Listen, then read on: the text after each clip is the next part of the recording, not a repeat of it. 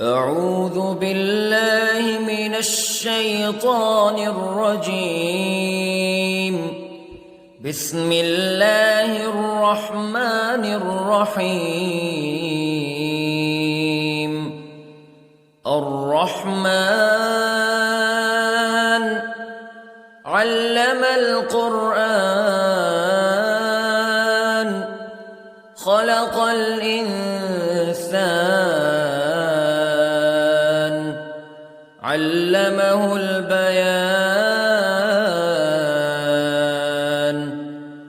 الشمس والقمر بحسبان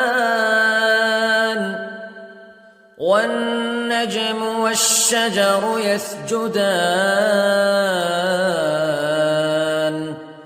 والسماء رفعها ووضع الميزان ألا تطغوا في الميزان وأقيموا الوزن بالقسط ولا تخسروا الميزان. والأرض وضعها للأنام فيها فاكهة والنخل ذات الأكمام والحب ذو العصف والريحان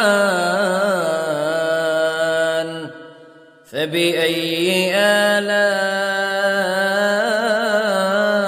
ربكما تكذبان. خلق الإنسان من صلصال كالفخار وخلق الجان من مارج من نار فبأي آلاء ربكما تكذبان. رب المشرقين ورب المغربين فبأي آلاء ربكما تكذبان. مرج البحرين يلتقيان بينهما برزخ لا يبغيان فبأي آلاء ربكما تكذبان. يخرج منهما اللؤلؤ والمرجان فبأي آلاء ربكما تكذبان. وله الجوار المنشآت في البحر كالأعلام فبأي آلاء ربكما تكذبان. كل من عليها فان ويبقى وجه ربك ذو الجلال والإكرام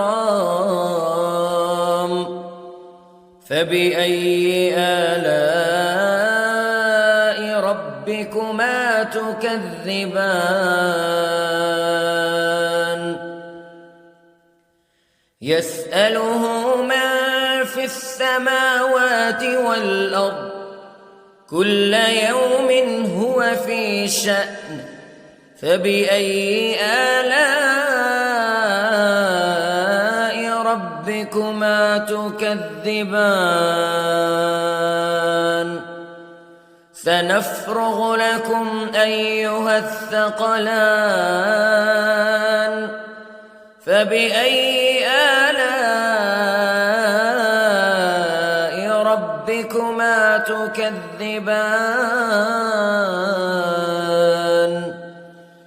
يا معشر الجن والإنس استطعتم أن تنفذوا من أقطار السماوات والأرض فانفذوا لا تنفذون إلا بسلطان فبأي آلاء ربكما تكذبان يرسل عليكما شواظ من نار ونحاس فلا تنتصران فبأي آلاء ربكما تكذبان فإذا انشقت السماء فكانت وردة كالدهان فبأي آلاء ربكما تكذبان فيومئذ لا يسأل عن ذنبه إنس ولا جان فبأي آلاء ربكما تكذبان يعرف المجرمون بسيماهم فيؤخذ بالنواصي والأقدام فبأي آلاء ربكما تكذبان هذه جهنم التي يكذب بها المجرمون يطوفون بينها وبين حميم آن فبأي آلاء ربكما تكذبان ولمن خاف مقام ربه جنتان فبأي آلاء ربكما تكذبان ذواتا أفنان فبأي آلاء ربكما تكذبان فيهما عينان تجريان فبأي آلاء ربكما تكذبان فيهما من كل فاكهة زوجان فبأي آلاء ربكما تكذبان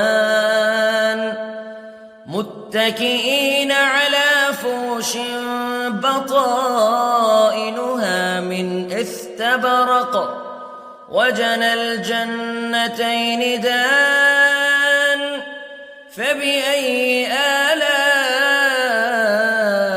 ربكما تكذبان فيهن قاصرات الطرف لم يطمثهن إنس قبلهم ولا جان فبأي آلاء ربكما تكذبان كأنهن الياقوت والمرجان فبأي آلاء ربكما تكذبان هل جزاء الإحسان إلا الإحسان فبأي آلاء ربكما تكذبان ومن دونهما جنتان فبأي آلاء ربكما تكذبان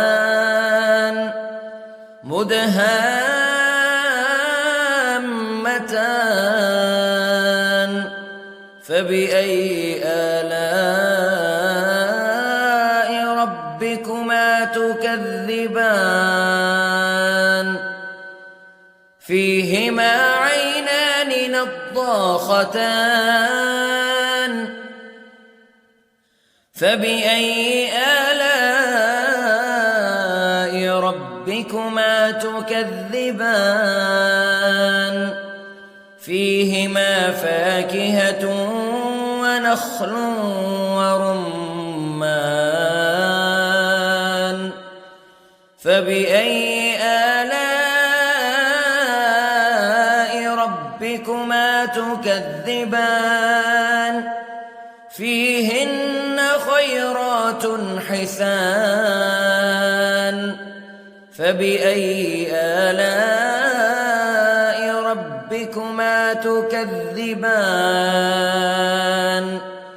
حور مقصورات في الخيام